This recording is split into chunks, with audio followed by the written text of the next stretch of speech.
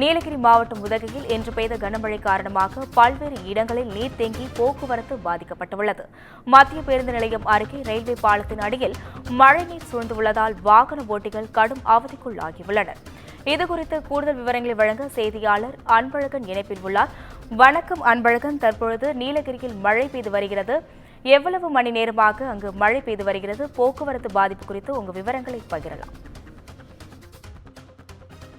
வணக்கம் அஸ்வினி. நீலகிரி மாவட்டத்தில் இன்று கனமழை பெய்யும் என சென்னை வானிலை ஆய்வு மையம் தெரிவித்திருந்த நிலையில் இன்று காலை முதலே உதகை மற்றும் அதன் சுற்றுவட்டார பகுதிகளில் மேகமூட்டத்துடன் கூடிய காலநிலை நிலவி வந்தது.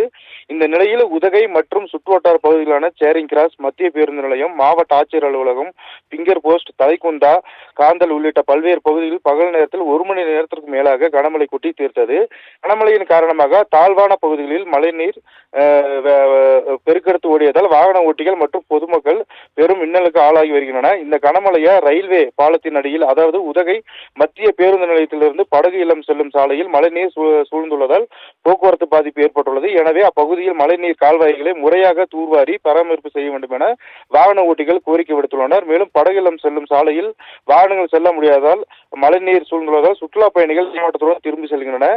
மேலும் கனமழையின் காரணமாக குளிருடன் கூடிய காலநிலை நிலவி வருவதால் பொதுமக்கள் இயல்பு வாழ்க்கை வெகுவாக பாதிப்படைந்துள்ளது. அஸ்வினி,